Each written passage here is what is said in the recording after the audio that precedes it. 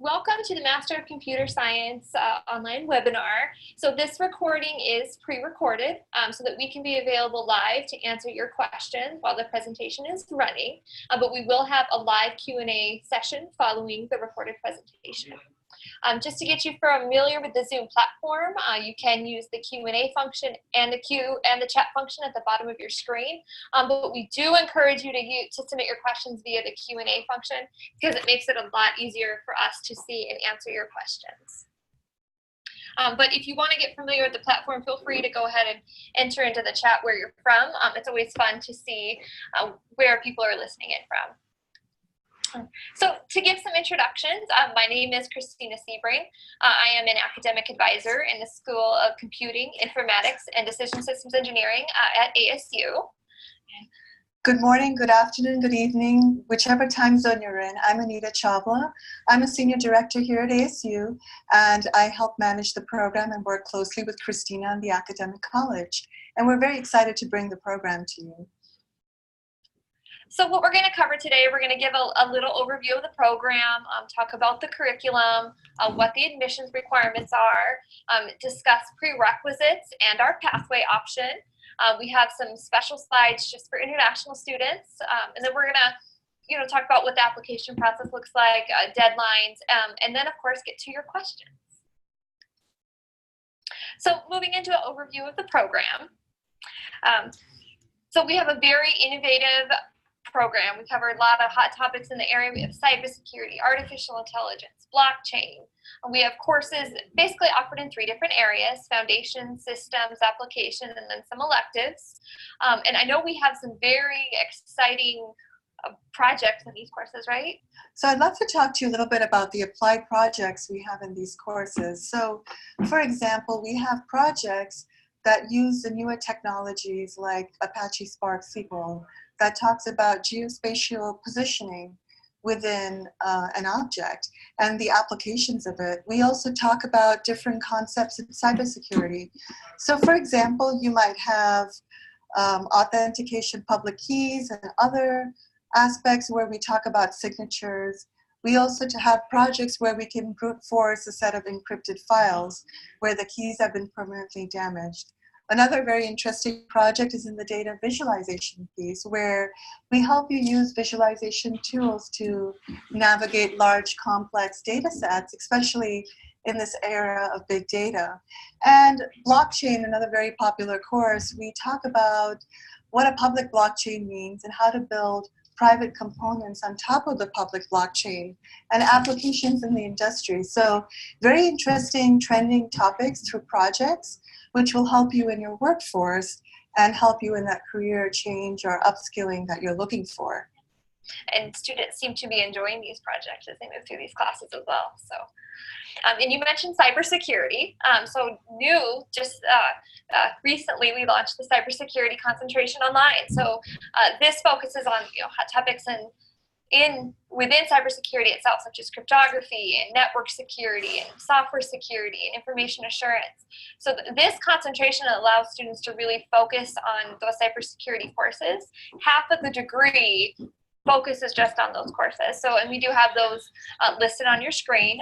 15 of the 30 credit hours would be required in the security area, as well as then you have some flexibility in the other half to take some courses from some other interesting areas, either through the area or the elective options. So still comes with some flexibility, but that ability to really focus in on the cybersecurity courses. So our program has 5 starts a year, so there's a lot of opportunities to join our program. So you can join January, March, May, April, or October. So lots of options whenever it kind of fits into your busy lifestyle to get started on the program. The program is 10 courses or 30 credit hours. And then the culminating experience for our program is a project portfolio. So that's where you'll get to make a compilation of all the projects you got to do, like some of the ones Anita talked about. And you submit that in your final semester when you graduate. The total degree program cost is $15,000. So that breaks down to $500 per credit hour or $1,500 per course. So it is a fairly low cost program when you compare it to other graduate programs. And there is financial aid available through ASU. That, of course, is subject to individual eligibility sources. So getting into our admissions requirements, how is one eligible for the program? We do have a minimum GPA requirement, which is 3.0 in the last 60 credit hours of an undergraduate degree. This is typically the last half or the last 2 to 4 years of your undergraduate program. Now, if you are an international student listening in now, don't feel that you have to convert your GPA to the 4.0 scale. Please list it as according to the scale that was used in the country where your education took place. ASU has a lot of international students, and we have a very good database that we can reference as far as GPA equivalency. So our admissions team does use that, so you do not need to do any conversion. So please, when you apply, list your GPA just as it appears on your mark sheets. And Christina wanted to add here that I got my undergraduate computer science degree in India. And so we all know that the mark sheets are mentioned with percentages. So just enter it as is, and that will be clearly specified in the application as well. Thank you for that. And then we also do have a math requirement. So to be successful in a graduate engineering program, you do have to have some math courses. So we're looking for the equivalent of Calc 1 and Calc 2, as well as a background in discrete math. Now, we know that different universities and schools around the world use different titles and subjects for their math courses. So if you're coming from a STEM background, that science, technology, engineering, and math type programs, you likely have met this. So, but our enrollment team can, of course, answer questions if you have them. And then we do require your official transcript sent from all schools that you've attended. Now, you can apply with your unofficials, but it does need to be one document, and it needs to be readable and legible when you submit it. So it is possible to apply with those unofficial transcripts. You will still need to send your officials, but allows you to get a review of your application and a decision, because we know getting those official transcripts can take time. So that kind of expedites the application process. Did you have anything to add about transcripts? I know transcripts are very difficult sometimes to get from your institution, especially when you've got your degree, undergraduate degree, from an institution outside the US. So we would encourage you to visit our website. We have a lot of different parchment service options that you could use to help get your official transcripts to us. Mm-hmm. And then I guess to close out what's required for, as part of the admissions, we do need a personal statement or a resume. You're welcome to submit both, but we only require one or the other. And then there is an application fee, and how much that fee is depends on your student status. But I do we always get this question, we do not require the GRE or letters of recommendation. So they are optional. If you have them, you're welcome to submit them, but they are not required. So that makes that application process a little easier. And then we talked a little bit about this as we went through, the previous slide, but international students also have to provide proof of English proficiency. And we do have a website on the screen for ASU's standards regarding this and different options for satisfying this requirement, such as if you're a U.S. citizen or permanent resident, if your degree is from an English-speaking country, if you've already taken some credits in the U.S.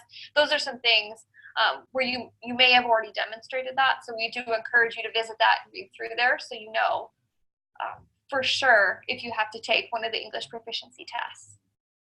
And then there is a visa requirement. Even if you are not planning to come to the U.S., you do need to specify that in your application. It is the JN designation if you're international, not planning to come. But if you are on a visa, the grad admissions does still need to see that, so be prepared to send proof of that to our grad admissions.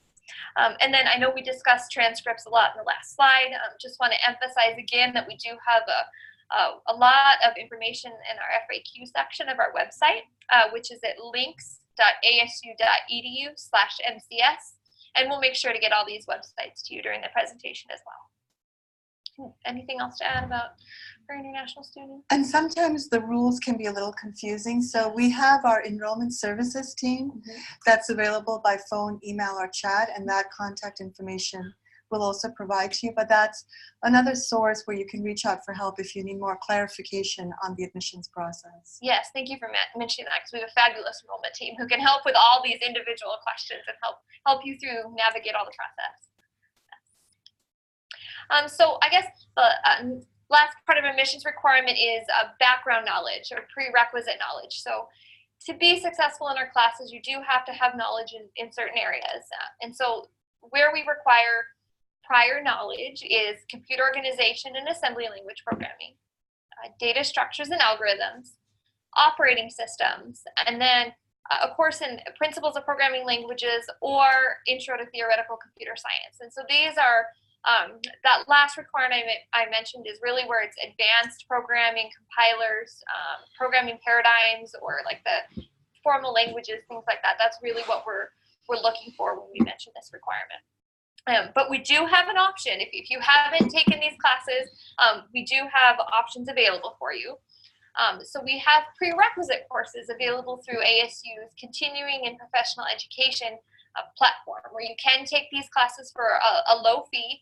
They're non-credit, self-paced, and there's a final exam at the end. So if you complete the course by getting that passing grade listed within the course on the final exam, that completion certificate that you receive can be used to demonstrate that you have knowledge in these areas. So this is a really good flexible option for our online learners, and we have some moving through it right now, so they're a very popular option as well. I don't know if you have anything to add about our prerequisite courses. Well, this is really exciting. It's part of our innovative model for this degree. And sometimes, let's say if you have an undergraduate in computer science engineering, like myself, you might already have college transcript courses to demonstrate, so you don't need to take this. Mm-hmm. But if you're coming from a different discipline, like let's say mechanical engineering, where you haven't taken these courses in undergrad, but you are working in the IT industry and have knowledge, this is a way for you to demonstrate that prerequisite knowledge. And so we wanted to make sure that we gave you easy options to prove that you have that prerequisite knowledge before coming into the degree program. And these are short courses, as Christina said, and are on demand. You can enroll and start and take them anytime. Yes, and that link's there, so you can go there and start one today. If you know for sure that maybe you're coming from a different discipline, you can go start taking these classes, and they are self-paced, which is nice too. So you can kind of do it at your own speed and get a feel for it. So another option we have is our pathway. A lot of students use this, say maybe your GPA doesn't quite meet that minimum criteria, but you really want to expand your credential and get a master's degree. The pathway is a really good option for that. So what it is it's a non-degree option. It'll allow you to enroll and take 3 of our MCS online courses. And then if you meet a minimum GPA, which we do require, a 3.0 in the first attempt on these 9 credit hours, if you meet that taking these classes, then that helps compensate for that possible low GPA in your undergraduate degree. So it's another option for students who, maybe you're in a different phase or just kind of moving forward in a different degree plan. There's a lot of different reasons students join the pathway, but it's a really good opportunity. And like you mentioned, it provides another accessible way to make your way into the degree. We also have some students who maybe are working through prerequisites and maybe just want to try out a class to get a feel for it. So that's fine too, because it's a non-degree. You have to be kind of responsible for all that prerequisite knowledge, but it is certainly an option. And it also can be used to satisfy ASU's English proficiency requirement. So I don't know if you want to speak a little bit to that or not. So if you complete the pathway with a B or better, and you decide you want to come to ASU for the degree, you just need to take 7 more courses. So 3 in the pathway, 7 more to complete the degree. And because you've already taken the 3 courses as a non-degree student in the pathway program, coming into the degree, you won't need to do any English proficiency exam because you've already met that requirement by being in the pathway and demonstrating the B or better. Yeah, so it's a really good option to kind of make your way in, sample, and try out the classes. And we have a lot of pathway students that are now in the degree programs. We do. Yes, we do have students who've successfully completed this and moved into the degree. Yes. So the application process and deadlines, we do encourage you to visit our website. Again, that's links.asu.edu/MCS to see all of our upcoming application deadlines. As I mentioned earlier, we do have 5 starts a year. Each start has its own deadline, so you do want to visit the website and make sure you meet the deadline for when you're hoping to start the program. We do, of course, encourage you to apply early and get that evaluation and get feedback from our admissions committee. So we, of course, encourage that. And then I guess if you have any questions, as Anita mentioned, we have a fabulous enrollment team. So you can contact them via email, and that's on your screen, mcsenrollment@asu.edu. They also have a toll-free number, so you can call and speak to them, which is nice to be able to speak to somebody and get your questions answered. So that's 844-353-7953, and then our country code on there is 1. And then we do have websites. So we have a very well built out website with a lot of information, courses, admissions criteria, pathway information, FAQs. A lot of information is out on our website. So links.asu.edu/MCS. And of course, we encourage you to apply. So you have a direct quick link for that as well. So that's the links.asu.edu/MCS-application. And now we are going to answer your questions.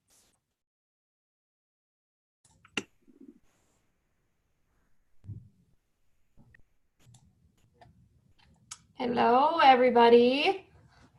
So we are now going to transition to the live Q&A. We've seen a lot of your questions coming in during the presentation.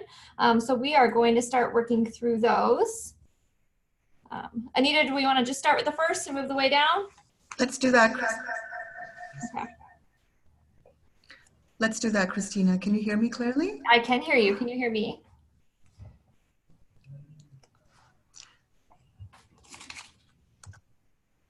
So the first question is, what is the difference between the software master's and the computer science master degree at ASU? And that's a very common question. So it really depends on your career choice. Software engineering is really more about the software fundamentals, about software testing, design, and software requirement specification. And the Master of Computer Science touches all spectrums of computer science theory and application. So one of the nice things about our degree program is that you can actually take 3 or 4 software engineering courses and do the remaining non-software engineering courses, which are in cybersecurity, artificial intelligence, machine learning, big data, to give you a broad spectrum of technology skills. And the other thing to note is it really depends on your career choice. And if you're looking for a more technology position, then the Master of Computer Science is what we would recommend. But if you're looking more for developing software and working more in software development, then ASU does offer the Master's in Software Engineering degree as well. The next question from Pramod is there a master degree specialization for UX design? ASU has programs in that, and so if that's more of your interest, please call our enrollment team and they can help you. So Christina, Dheeraj has a question for you. Okay. I have found that Calculus 1 and 2 are required for this program as a requirement, and he's from India, like me, and has taken a few math courses like Math 1 and 2, Probability and Statistics, Numerical Analysis, and his question is, these courses consist of almost all the topics that are measured in Calculus 1 and 2 of ASU. So what would you recommend for Dheeraj? I would say often with degrees from India, we see that the Math 1 and the Math 2 are coming in, and the calculus has been covered in those courses as well. You know, all the combination of math that are taken, especially in those STEM fields. So in general, if you have a degree with science, technology, engineering, and math, where you took a lot of those math and probability and statistics courses, you have likely met the math requirement at ASU. And that's a very common question, so great question. So Chandan asked us, would the transcript post-completion indicate it's online? And this is the same degree that is offered to our on-ground students. It's the same courses, same learning outcomes, same faculty, just a different modality of delivery. So all your final certificate or your post completion will say Master of Computer Science. We don't indicate online or on ground. That's correct, yeah. What is the format of the courses? So Christina, I'm going to take this question since I work with the faculty on the courses. Of course, yeah. So there are no textbooks with the courses, which is a very important aspect for us. We design these courses so that all the material is embedded within the course. And especially, you know, if you're international and living in a different country, it's really hard to get textbooks. And we knew that going into the program. So our design was primarily around that concept. And so what that means is the course is divided into 8 weeks. We call them modules. And in each module, there's instructional videos, very, very detailed. And these instructional videos can be taken at your flexibility. So if you're working and you want to come back at night and when the kids are asleep and want to get on, you can listen to the instructional videos. There's a lot of programming assignments or other kinds of projects in the course, depending on the topic. There's discussion forums where you get to know your colleagues and peers and you get to brainstorm on topics. And there's a lot of knowledge checks, and then there's also the graded components of the exam, which could be your midterm, your final, which you would have to take proctored, any projects that are part of the grade, as well as homework quizzes. So that is a typical format of the course. So Shreya has a question, Christina. How strong does one programming skills need to be before joining the MS program? So I would answer this by saying it is a graduate level computer science program. So there is an assumption that there is a computer science foundation. If you kind of trace our prerequisites backwards, you know, students, you know, would be proficient in Java. A lot of the classes we see require Python. So there does need to be, you know, some skills with programming. Whether it's self-taught, but of course in our prerequisites, one of our prerequisites is the principles of programming, which is a more advanced programming. It deals with compilers and programming paradigms. And there is an opportunity, of course, or we will very soon have the opportunity to take that course through the continuing professional education courses. But I'd say there does need to be some knowledge coming in to be able to complete the projects and assignments within this course. And I'm not sure if you have anything to add there. As far as the projects are concerned. No, I agree with Christina. Since these courses are 8 weeks, I mean, you do need to have strong programming skills. And if you're not sure, you can look at the course outlines on the website, and it specifies what each course requires. And so that is also another helpful tool as you pick your courses through the program. Yeah, and that's a good point. There's a prior knowledge and skills section that you can look at for almost all the courses to see what kind of skills the faculty are saying you need to be successful in the courses. So Safia has a question about GDPR regulations, and if you work in social networks data mining, is it possible to use all types of data uploaded from social media profiles now? So what he's referring to is the General Data Protection Regulation Act. And so in our data mining course, we're also pretty careful about the data sets we use.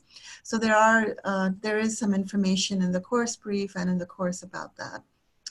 Burak says, is there any free courses on Coursera that ASU gives a certificate? We have open courses on Coursera. If you need the certificate, you do have to pay the $49 monthly subscription fee.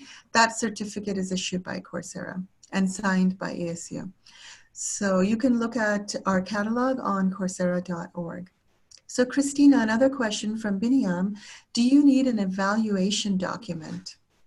So I'm guessing that here they're asking as far as the transcripts go, as far as having the transcripts evaluated by an external source. So ASU's graduate admissions does have some information on that. I do know we need, if the transcripts are in another language, we need the original language as well as the official translated version of that, so they will require both of those. So I believe that's where what this question is referring to. But if not, please feel free to go ahead and submit another clarifying question, and we will circle back to that. That's great, and that's a common question too. Mm-hmm. So another question for you from Vadim. What if I have poor grades in my foreign BS diploma, that's Bachelor of Science, will Pathway still allow me to get the higher GPA to meet the admission requirements? Yes, and the answer to here is yes. That's almost exactly the situation that the pathway is intended for, to allow students who maybe have that low GPA or grades coming from the Bachelor of Science degree or other undergraduate degree to be able to establish a higher graduate level GPA in order to meet the admission requirements for our program. So that the pathway would be an excellent option for that situation. And we also want to make sure that you're aware you need to have a 4-year undergrad degree. So I know in some countries BS is 3 years and in some countries it's 4. The other question that I just got is, are there job opportunities if one specializes in cybersecurity? So definitely upcoming IT field, that is why we chose to build courses in cybersecurity. If you look online, there's cybersecurity engineer, cybersecurity architect. There's even jobs now like chief information security officer. The other questions are, this is a master's degree. It is not a diploma degree, Rajan. So another one is Christina. I've not taken calculus 1 or 2. Does ASU have any online courses in this area? So ASU does offer calculus 1 and 2 online. So that is an option if somebody wanted to pursue that through ASU online. So that's definitely an option. And it's also a common course offered at, either if you're, I don't know where you're located, but almost any community college offers calculus 1 and 2 as well. So that's another opportunity to be able to take those courses. And those are pretty universal courses as far as course equivalency goes. And Rob is asking if there's any entrance exam. We do not. We do not have any entrance exam. We don't require the GRE or any other type of test like that. So we do not have any type of entrance exam for our program. The tuition is same for the in-state and out-of-state students. It's a flat price of $15,000, includes all fees, and there are no textbooks. And yes, Jeff, we will definitely give you a copy of this presentation. It'll be emailed after the webinar. So Christina, Rajan has this question, which we sort of answered, but I think it's important since we're getting it again. How is this degree different than the regular on-campus Master of Computer Science degree? Well, the honest answer is the only difference is the modality, is that it's offered online rather than in person. The courses are developed by the same faculty who are teaching our on-campus courses. Same curriculum, same learning objectives, so everything's the same except for it's offered online, and our courses are offered in the 7.5 weeks, so they do move a little bit quicker, but that is the only difference between this program and our on-campus program. So Jordan, the admission question is, the ASU Spring A session grades, if you want to include that in the admission application for the March start date, I'm assuming that means you're on the pathway and you would like to transition into the degree starting in March. So Christina, how would Jordan be able to do that? The only thing I can say here is the turnaround time from spring session A to spring session B is very tight. So that would be the only thing there is from when grades post to getting you into the degree program. So I don't want to say it's impossible, but that is a very tight turnaround with only 1 week in between with grading. So yes, the grade can be considered, but I would definitely reach out and consult with us a little bit more on that as far as the conversion from pathway to degree, about the realistic timeline for that. And Nicholas asked a question, please explain the last 2 classes in more detail. If you can type in the chat which classes, that would help, and I'll answer it. Vadim said, are prereq courses different from those in the pathway? Christina? So the prerequisite requirement and the pathway are 2 separate things. So the pathway is really a non-degree option to be able to take graduate courses and establish a higher GPA to meet the admissions requirements. The prerequisite requirement is separate. So those are separate courses that you need to take, whether you've taken them before or you're going to take the self-paced versions through our continuing professional education. The pathway does not waive the prerequisite requirement. So that's a really important distinguishing factor. They are separate things. But you can certainly work on prerequisites while doing the pathway, should you choose to do that. And the other question is, if I take these courses, how long are they applicable to apply for the MCS program? We're referring to the continuing professional education courses. Mm-hmm. So those, I mean, if you have your completion certificate, they don't expire because you've demonstrated that you're proficient in the topic. So there's not an expiration date on those. Jimmy had a question for you, Christina. What type of support does ASU offer for remote students? And in this program, everybody's a remote student. Yes. Well, you have full advising support. So you have our advising team that's here to support you. You have access to, the online writing center. There's counseling. You have access to ASU's career services, ASU's libraries. When you finish, you'll have access to the alumni record, or alumni network, excuse me. So all the same resources are available basically for remote students as our on-campus students. Muhammad, the scores required for the English proficiency, that's on our website. Mm-hmm. And we also have success coaches as well as part of the program to assist you throughout your journey with that. Oh, yes. And the other question is, Carl's asking you, Christina, if you obtain a B for the 9 credit hours in the pathway, do you still have to fulfill the Calc 1 and 2 requirements? So the math requirement is separate from the pathway requirement. So you have the math requirement where we do need the Calc 1, the 2, and the discrete math, the prerequisite courses in computer science, and then the GPA requirement, which the pathway would help you to meet the GPA requirement. But the prerequisite and the math requirements still need to be met. And is the pathway program only offered after the degree application? And if so, can you be rejected for the pathway program? Well, that's a good question. So it is, if you apply and you don't meet our criteria, then we will automatically give you the instructions on how to be a part of the pathway. That said, it is possible if you want to self-opt into the pathway that if you follow the instructions on our website, that is important to follow the pathway tab on our website. It is possible to go directly into the pathway. We always encourage you to apply. That way you can get the official evaluation and know what you're missing, but you can go right in. It is a non-degree option, so you do have to have an undergraduate degree to be a non-degree student at ASU, so that's the only requirement for the pathway program. And Christina, we got another question. If I successfully complete 3 pathway courses within 18 months, how long are the results valid for MCS admission?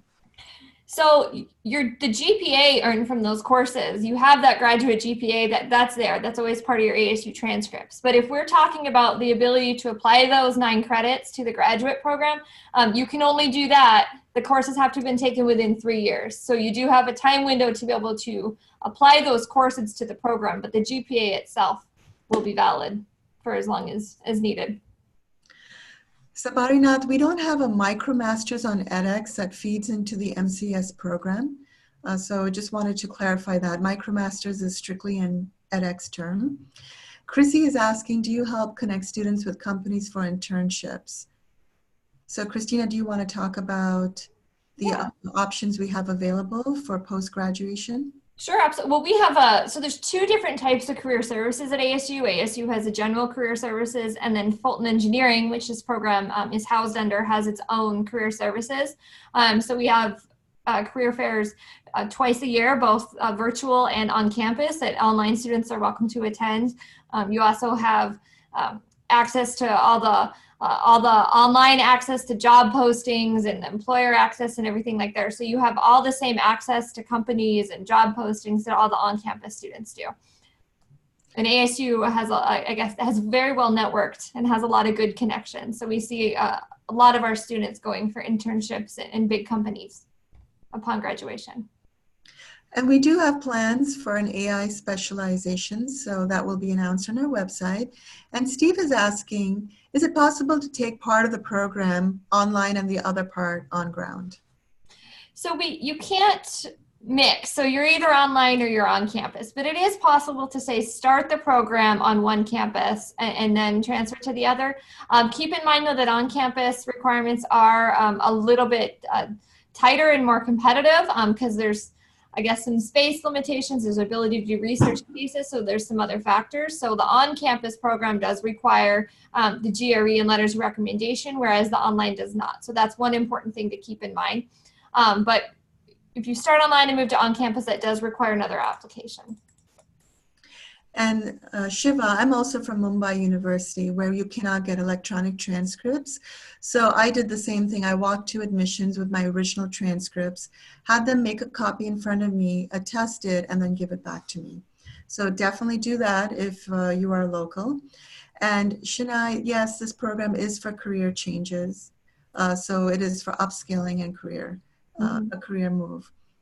Nishant already has a master's in computer science, and he's asking, does he still need to do 30 credits for a second master's? So the pre-admission policy at ASU does not allow students to transfer credits from a previously earned master's. So if you did want to do this degree, you cannot apply credits from a previously earned master's degree. So hopefully that answers the question. You would need to do this program as a standalone degree. The main programming language used in courses, it depends on the course, so definitely check our course briefs online.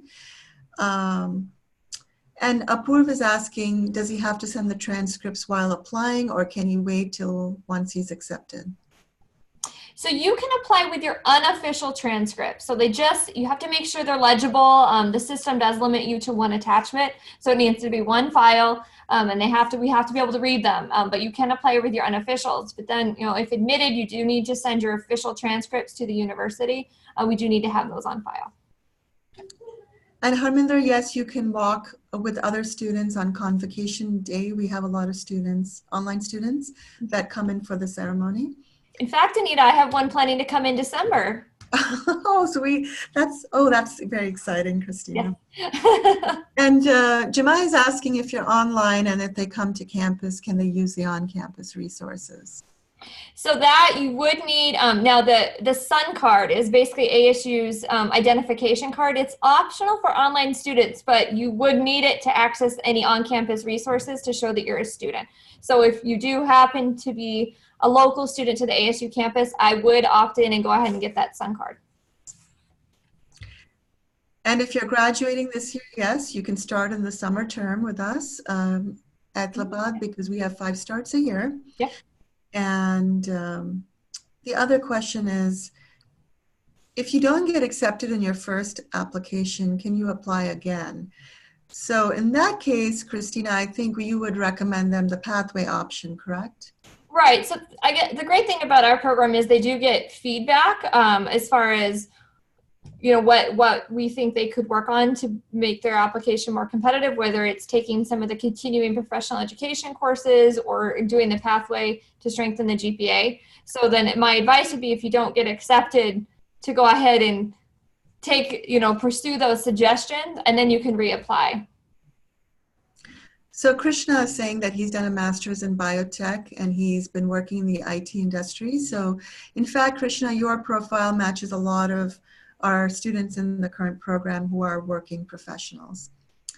I'm going to skip through the questions we've already answered, but Hector is asking the question about the project portfolio. Okay.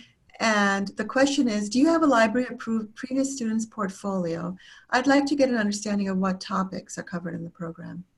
So we don't publish the student portfolio, so that isn't something I would be able to share. But I know Anita talked a little bit during the presentation about projects that are covered, but in each course you will have projects, I know some of them build on each other, some are standalone, and then whether you write your portfolio report on summarizing all 3 or just one, you would submit that at the end of each course. At the end of your program, you get to decide which courses you want to submit for your final portfolio, but it's not a published portfolio, so it is an internal portfolio to ASU. So it just lives here, if that helps clarify the question. Yeah. And yes, if you're doing a STEM undergrad degree like physics from IIT Delhi, you're definitely eligible to apply for the master's program. And will I be able to use this degree to fulfill the prerequisite of having a master's degree for joining PhD programs across universities in the US? So yes, and I will let you know, obviously it depends on program and the requirements. Our PhD program, for example, does not require a master's degree, but if you are looking for one, it is a master's degree identical to one a student would earn on campus. So if you're wanting to do your master's and then a PhD, this would absolutely qualify for that. And Suvjit, your percentages that you get in your undergrad degree would be converted to a GPA, and we typically look for a 3.0 GPA in your undergrad program. But if you don't meet that requirement, you will definitely be offered the pathway. Okay, So somebody has a degree in engineering from a US university and they haven't taken a course explicitly in discrete math. Do they need to worry about this? I mean, that is something that'd be evaluated by the admissions committee, but in general, if you have, the science, technology, engineering, which you said you do, or math degree, the math requirement has likely been met, even if the discrete math is not explicitly mentioned on your transcripts. Right. And Shrikant, you're asking how many courses should you take in a period of 3 months? So our sessions are divided into about 8 weeks. And for working professionals, we typically advise no more than 1 course a session. And when you're starting the program, we also recommend you just start with 1 course for that session so you get a feel for the time commitment and you can work on organizing and balancing all the other commitments you have in your life. The other question I had is, if you have certifications like Microsoft MTA and fiber optics, we don't consider those certifications as meeting some of the admission requirements for the program.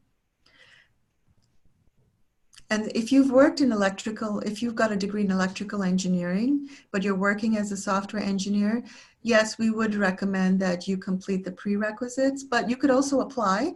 And Christina and her team would advise you on what you need to do to get admitted to the program. So if you really want to know what exactly you need to do, we would encourage you to apply to get that academic review of your transcript. Absolutely. All right, so we have a lot of questions from people in the workforce. And if you are a web designer looking for the career change, other disciplines in the IT field, we would encourage you to visit our website to see the flavor of courses we offer and what learning outcomes you will achieve. The other questions I have is, yes, ASU does view the online BS in Computer Science from the University of London as a valid degree for the purpose of this program. Our Masters of Computer Science courses are offered all through Coursera. And then our program is accredited, just like MIT or any other university in the US. Christina, interesting question. I'm on a US work visa and planning to join the program. Can I continue the courses from outside the US in case my work assignment ends? So yes, you can. This is an online program, so you can complete this program from anywhere. I have students from all around the world right now completing our program. So absolutely, you can do this program from wherever you're at. I will say, just because visa was brought up, there is no visa or any kind of student visas issued for this program since it is online. So I would encourage you just to double check on the requirements as far as what you can and can't do when you're on a visa. Correct. And we also encourage you during the application to send in all your transcripts, because that will really help in providing a full academic review and put you on the right path. Yes. So Michael's asking a question. It's an interesting one. Is there a difference between the Coursera courses and a real MCS course? So our degree courses are offered by ASU, taught by ASU faculty, and they're part of the ASU Master of Computer Science program. They're not a Coursera course, but they're delivered on the Coursera platform. And the credit and the transcript is what you get from ASU. What has been the success for students who have had no computer science undergrad, but have strong programming backgrounds? So I guess definitely, if you're coming from, even if you have the programming background, there's other prerequisite requirements for computer science. We have operating systems, computer organization, data structures, algorithms. Our program can have some theoretical expectations. So there's that's where the prerequisite courses come in, where you really strengthen that foundation. Aside from just programming, it is more of a program, more than just programming that's needed, I would say. So I'd say if you're coming from a non-CS background, to take advantage of the continuing and professional education courses, to go ahead and strengthen that. And then you would have the background necessary to be successful in our courses. But we are seeing it. We're seeing, as Anita mentioned earlier, career changes and things like that with the upskilling to get the formalized credential. And if your GPA is low, I mean, submitting a GRE won't help your GPA, then you will probably be put on the pathway option. Yes. And if you've only taken 3 years of undergrad, you will need to get that 4th year to be eligible for the Masters of Computer Science program at ASU. And the professors and the TAs are available during the course. They help throughout the course experience. And the class size, Nishant, I mean, this is the beauty about online. We have large class sizes, but we do manage them in a very effective way. And there are some assignments and projects that involve group work. We typically assign teams closer in the same time zone. And there is no visa sponsorship for this program for international students. And the other questions we are getting is, there are a lot of questions we've already answered, but what is the typical acceptance percentage at ASU for the online MCS program? So we don't, I wouldn't say we have an acceptance percentage, because we evaluate each student's application individually. And then we provide that individual feedback. So if you meet the criteria with the prerequisites, the GPA, English proficiency, we're not limited. What's great about online is we don't have a space limitation. So we can admit any applicant that's eligible, but it's a growing program. So it's a changing number. And for military vets, definitely call our enrollment services team. We have a specialized team that can advise you on the GI Bill. Classes don't have to be taken in any particular order, Todd. So you could just look at what's offered that semester and session. The 2 sessions make a semester. So if you decide to take 1 class per session, you can look online and figure out what that schedule is. What is the max duration within which the degree needs to be completed, Christina? So you have a total of 6 years to complete the master's degree. So that's from the time you're admitted until the time you finish. So you do have plenty of time. It allows for a lot of flexibility within your schedule. The only requirement is that you do have to be registered in at least 1 course every fall and spring semester, but that still leaves you plenty of time to complete the program. Mm-hmm. Does the pathway GPA supersede your bachelor's GPA, or is it combined with your bachelor's GPA to recalculate a new GPA when being considered for the degree program? So the pathway would be what we would refer to as graduate GPA, because it's reflecting graduate level courses. So it is not combined with your bachelor's. So basically you would be establishing a higher graduate level GPA, which would then be taken into consideration for the admissions requirement. And if you've taken open courses on Coursera, we don't count those for the prereq, but when you take that prereq final exam, that will really help you in getting the passing score to meet that prereq. And people are asking us, Christina, can you take length of breaks during the program? And what is permissible? What's great about our program is that it's offered every 7.5 weeks. So you can enroll in one session and not the other. So for example, we have some students who just took session A because they didn't want to be in classes at the end of the year, project deadlines, holidays, lots of reasons. So you have that flexibility, and they might not enroll again until March for session B in spring. So that's about a 6-month break. If you need a longer break for other reasons, ASU does have a leave of absence procedure, and that's something that the advising team would work with you on if that's something you needed to request, but the program would still need to be completed within 6 years. That is correct. And we have 3 prerequisite courses that are currently offered on our website. The 4th one is coming soon before the end of the year. So you will have that and be able to take all 4 prerequisites with us through that low cost model. And you do have 2 attempts for each of them to show a passing score. All right, we're getting a lot of questions on career outcomes. So definitely visit our website. We have a lot of career options. There's also a career service center. And people are asking about scholarship options, Christina. Scholarship, financial aid, scholarships, any type of funding is something that's very much individual, and it's based on eligibility. So we can get out the scholarship information into the chat and the financial aid options, because that's something, it's very, very much based on your individual situation. So I would review ASU's financial aid website for more information regarding that. But we do have a low-cost tuition structure for this program, and it is a flat fee. So you can anticipate it. Tuition is charged as you register. So if you only take one class, it's $1,500. That's a very important point. We're getting questions on the MasterTrack, and they're asking, when is our next cohort for Big Data MasterTrack going to open? So we're going to open that very quickly. We have our next cohort starting in January.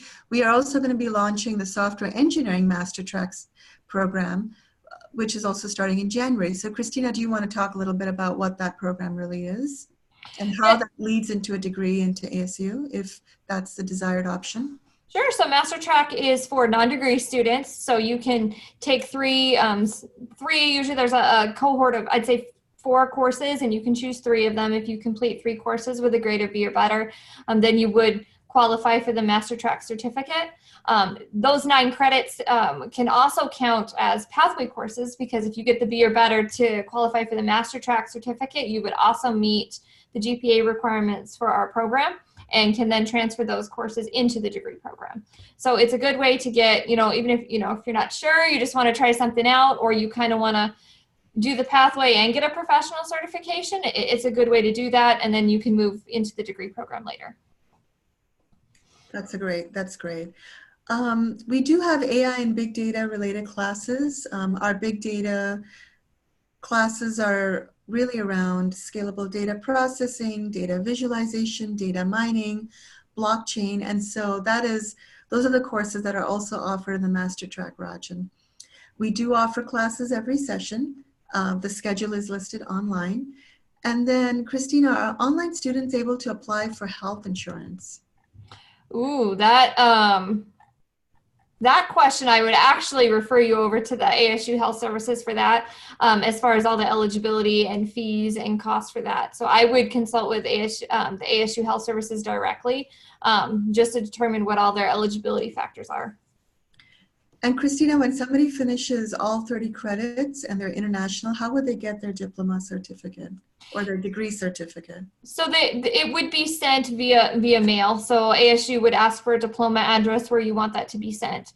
So the ASU's registrar's office will get that out to you via mail. Great. And Alexander is saying, Germany only recognizes master degrees from American institutions. If the program involves defending a thesis, is it still possible to fill this requirement with MCS? So the MCS degree is project only. The thesis option is only available on campus. So I would say if they require a thesis, this program, there is no thesis option for the online program, unfortunately. That's perfect. I have a few more questions. The performance-based admission is our pathway option, Gasper. So we've addressed a lot of questions about that, but if you still have questions on the admissions and you have clarifications based on your individual situation, we would definitely recommend you call our enrollment team. They will be able to help you with this. The other questions we're getting also, if you've done a Bachelor in Commerce degree from India and have work experience, that is still a 15-year program. You will still need a 16th year. You could do 1 year of a master's in your home country and then apply to ASU for the MCS program so that you will meet that 16-year requirement. Can any electives be taken from other ASU programs, such as an Internet of Things class in another program, Christina? For the MCS? So for our online computer science program, you do need to stick to our computer science courses. The answer to that is that unfortunately, though, a lot of that has to do with our a specialized tuition structure. So. Mm-hmm. And Brian is asking, if you apply and then you let them know they have to complete certain prereqs, do they have to reapply for the degree program and pay the application fee again? The timing on that matters a little bit. So if you apply early, then we have the opportunity to get you that evaluation. You can work through the self-paced course or courses, and possibly in time to be able to still start for the semester you applied for. So if you're unsure about prerequisites, it's a really good idea to go ahead and get that application in so you can get the evaluation and feedback and know exactly what you have to do. But we will work with you as long, depending, it does depend on how close we are to the session start, but we will work with you and give you a deadline. So it is possible that you will not have to. And Christina, when a person enrolls in a course, they're only billed for that course. What is the billing schedule typically like? So ASU has tuition deadlines. It's usually based on exactly when you enroll. So like for anybody enrolling for spring now, for example, their tuition's not due till January 25th. And then it kind of rolls from there where they have a time window and then they'll want it due, in the next month on the 25th. So it is staggered so that you don't like enroll one day and have tuition due the next day. So ASU does provide you a little bit of time to be able to plan accordingly before that tuition deadline. Mm-hmm. And for questions on financial aid, we have a lot of students asking about that. Yeah. Where would you refer them to? So I know that Nicole did send that out in the chat. There's ASU's financial aid. ASU is a really wonderful financial aid website. It breaks it down into, student category. You can kind of read through different options. So she did put that link in the chat. It's just students.asu.edu and then /financial aid. And the other question we're getting a lot sporadically in the chat is the schedule. So people are asking how long or how quickly can they finish the program, and how flexible is our MCS program for workplace professionals? Very flexible. I would say a high majority of students currently in the program are workplace professionals. They're balancing work, maybe a family, and they're doing the program. So there's a lot of flexibility. You can choose you only have to enroll at least once in fall and spring, but that allows you time to choose either A or B. You can take both. You're not required to enroll in summer unless you're starting in summer. So that would be the only time.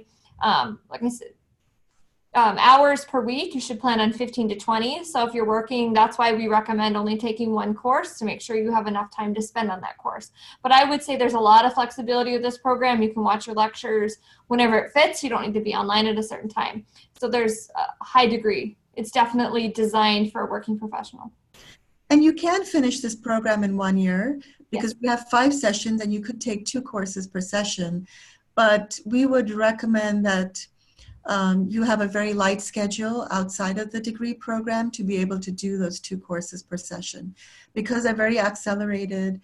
And as Christina mentioned, it requires about 15 hours at least per course per week. Yes. And the program again is $15,000. So you can look online.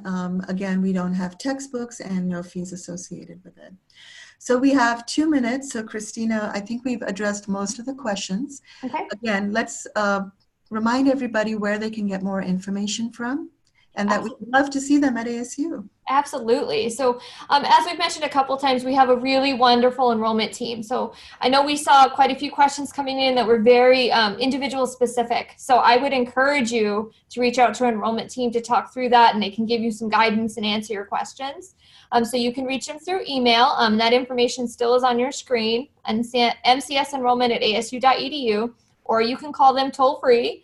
And that's the country code 1 and then 844-353-7953. We have a really well built out website. You can look through our courses, look through the course outlines, read through our wonderful FAQ section. Should hopefully answer a lot of your questions. So the short link is there, links.asu.edu/MCS. And then of course, if you're ready to apply, we have a quick link here as well. You can also get to this through our website. links.asu.edu/MCS-application. But I guess just in closing, thank you so much for spending this hour with us. Hopefully we're able to answer your questions, and we do look forward to seeing your applications and hopefully speaking with you later when you join the program. Thank you again. Bye, everyone.